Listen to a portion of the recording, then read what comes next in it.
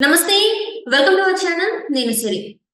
సజ్జల రామకృష్ణారెడ్డి ఇంకా తన కుమారుడైన భార్గవ్ ఎక్కడ వాళ్ళు కనిపించట్లేదు. అజ్ఞాతంలోకి అయితే వెళ్ళిపోయినట్టు మనకి వార్తలొస్తున్నాయి. ఇంకొకటి ఏంటంటే తాడేపల్లి ప్యాలెస్ నుంచి జగన్మోహన్ రెడ్డి గారైతే ఇక్కడ హైదరాబాద్ లో ఉన్న లోటస్ పాండ్‌కి కూడా వచ్చేస్తున్నట్టు మరి వార్తలొస్తున్నాయి. ఇందులో ఎంతవరకు వాస్తవం ఉంది అనేది మనకు వివరించడానికి మనతో పాటు ఉన్నారు ప్రముఖ senior journalist, political analyst CS Rao గారు. నమస్కారం సార్. నమస్తే. సార్, ఇప్పుడు చూస్తున్నట్టయితే సజ్జల రామకృష్ణారెడ్డి ఇంకా సజ్జల భార్గవ్ రెడ్డి అయితే ఇద్దరు అజ్ఞాతంలోకి వెళ్లిపోయారని చెప్పేసి వార్తలు వస్తున్నాయి. ఇంకొకటి ఏంటంటే మన తాడేపల్లి ప్యాలెస్ నుంచి జగన్మోహన్ రెడ్డి గారు లోటస్ పాండ్ కి కూడా వచ్చేస్తున్నట్టుగా అక్కడ నుంచి మకాన్ సర్దేస్తున్నట్టుగా కూడా వార్తలు వస్తున్నాయి. ఇందులో ఎంతవరకు వాస్తవం ఉంది సార్? ఒకటేంటంటే ఫలితాలు వచ్చిన తర్వాత పరిణామాలన్నీ మారిపోయిన తర్వాత తాడేపల్లి క్యాంప్ ఆఫీస్ లో కూడా వాతావరణం మారిపోయింది. జగన్మోహన్ రెడ్డి వాళ్ళకు బాగా తెలిసినటువంటి లీడర్లు ఎవరైనా ఉన్నారంటే సజ్జల రామకృష్ణారెడ్డి. ఆయన సలహాదారుగా ఉన్నారు. ఆయన సలహాల కారణంగానే వైఎస్ఆర్ కాంగ్రెస్ పార్టీ భారీగా నష్టపోయింది అనేటువంటి అభిప్రాయం వైఎస్ఆర్ కాంగ్రెస్ పార్టీలో ఉండేటువంటి ఎమ్మెల్యేలు, ఎంపీలు వీళ్ళందరిలో కూడా ఉంది. మాజీ ఎమ్మెల్యేలు, మాజీ ఎంపీలు.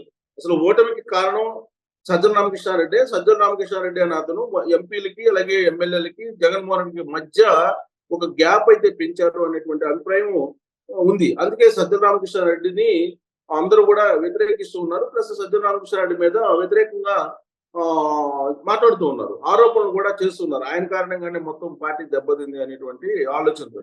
దానికి తగిన విధంగా సోషల్ మీడియాకు సంబంధించినటువంటి బకాయిలు చాలా ఉన్నాయి. అది భార్గవ్ రెడ్డి, సజ్జల భార్గవ్ రెడ్డి వాళ్ళకి పేమెంట్లు ఇవ్వకుండా వెళ్ళిపోయారు అనేది.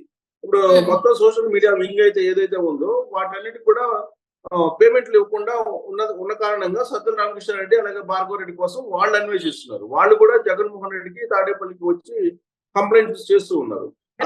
అసలు సజ్జల రామకృష్ణారెడ్డి, భార్గవ్ రెడ్డి ఎక్కడికి వెళ్ళిపోయారు, వాళ్ళు అసలు ఆచూకీ ఉందా అని అంటే ఇప్పటి వరకు ఆచూకీ తెలియట్లేదు. ఈవెన్ తాడేపల్లి నుంచి జగన్మోహన్ రెడ్డి లేదంటే భారతి రెడ్డి వీళ్ళ ఫోన్ చేస్తున్నప్పటికి కూడా సజ్జల రామకృష్ణారెడ్డి కాంటాక్ట్ లో లేరు. ఆయన ఫోన్ స్విచ్ ఆఫ్ తో ఉన్నారని చెప్పి అంటున్నారు. బట్ వాళ్ళు ఇప్పుడు తాజాగా అంటున్నది ఏంటంటే సజ్జల భార్గవ్ రెడ్డి అలాగే రామకృష్ణారెడ్డి ఇద్దరు కూడా దేశం విడిచిపెట్టి వెళ్ళిపోయారు అనేటువంటి కూడా వినిపిస్తుంది.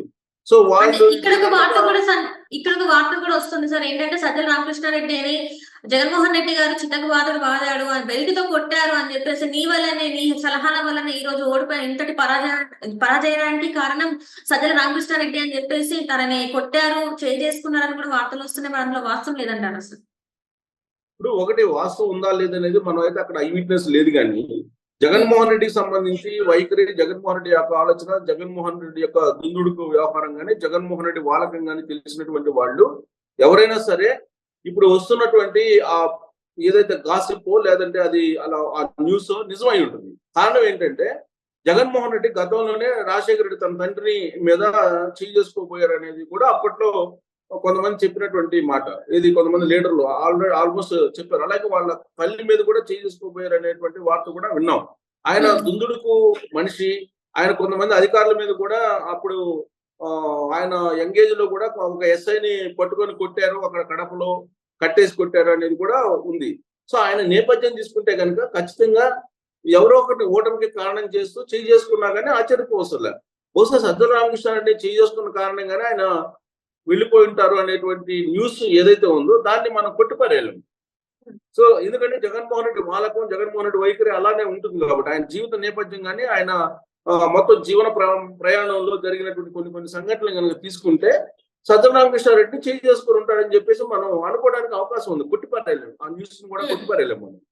సో సజ్జల రామకృష్ణారెడ్డి మాత్రం 2-3 రోజుల నుంచి అసలు ఎక్కడ కనిపించట్లేదు. 2-3 రోజులు దాదాపు రిజల్ట్ వచ్చిన తర్వాత నుంచి కూడా ఆయన కనిపించట్లేదు. రిజల్ట్ వచ్చిన మరుసటి రోజు కనిపించారు తప్పితే ఆ తర్వాత కనిపించలేదు. బహుశా జగన్మోహన్ రెడ్డికి సజ్జల రామకృష్ణారెడ్డి మధ్య ఏం జరిగింది అనేది మరి వస్తున్నటువంటి న్యూస్ ని మనం పరిగణలోకి తీసుకుంటే కనుక బహుశా అది జరిగినందువల్లే వీళ్ళు కనిపించకుండా వెళ్ళిపోయారేమో. ఇంకోటి ఏంటంటే సజ్జల రామకృష్ణారెడ్డి మీద భార్గవ్ రెడ్డి మీద విచారణకు ఆదేశిస్తారు కొత్త ప్రభుత్వం. అది కన్ఫామ్.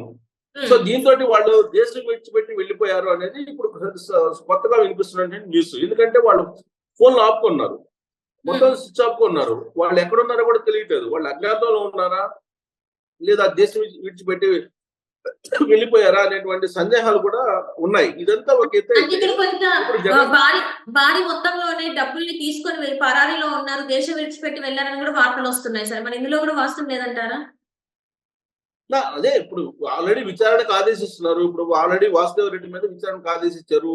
అవును. ఏపీ సిఐడి ఆల్రెడీ హైదరాబాద్ లో ఉన్నటువంటి వాసుదేవ్ రెడ్డి ఇంట్లో ఉన్నటువంటి కొన్ని ఫైల్స్ కానీ కొన్ని ఆధారాలు కానీ సేకరించారు. ఆయన కూడా ఏం చెప్తున్నారు, నేను నేను వాంగ్మూలం ఇస్తానండి అని చెప్పి చెబుతున్నారు. అప్రూవర్ గా మారుతానని చెప్పి వాసుదేవ్ రెడ్డి చెప్తున్నారు. ఆయన అప్రూవర్ గా మారితే కనుక అసలు లిక్కర్ స్కామ్ లో ఏం జరిగింది, ల్యాండ్ స్కామ్ లో ఏం జరిగింది, అలాగే శాండ్ స్కామ్ లో ఏం జరిగింది, ఇవన్నీ బయటకు వచ్చే అవకాశం ఉంది. ఇవి ఏది బయటకు వచ్చినా కానీ సజ్జల రామకృష్ణారెడ్డి ప్రమేయం లేకుండా జరిగి ఉండవు అవన్నీ కూడా. సో ఆయన మెడకు చుట్టుకునేటువంటి అవకాశం ఉంది. దాంతో ఆయన దేశం విడిచి వెళ్ళిపోయి ఉండొచ్చు అనే దానికి మనం చెప్పొచ్చు. సో ఇంకా ఇదంతా ఒక ఎత్తు అయితే, జగన్మోహన్ రెడ్డి ఇప్పుడు తాడేపల్లి ప్యాలెస్ లో ఉంటాడా లేదా? జగన్మోహన్ రెడ్డి తాడేపల్లి ప్యాలెస్ నుంచి ఎక్కడికైనా వెళ్ళిపోతారా? ఆయన ఇప్పుడున్నటువంటి పరిస్థితుల్లో తాడేపల్లి ఉండేటువంటి అవకాశం లేదు.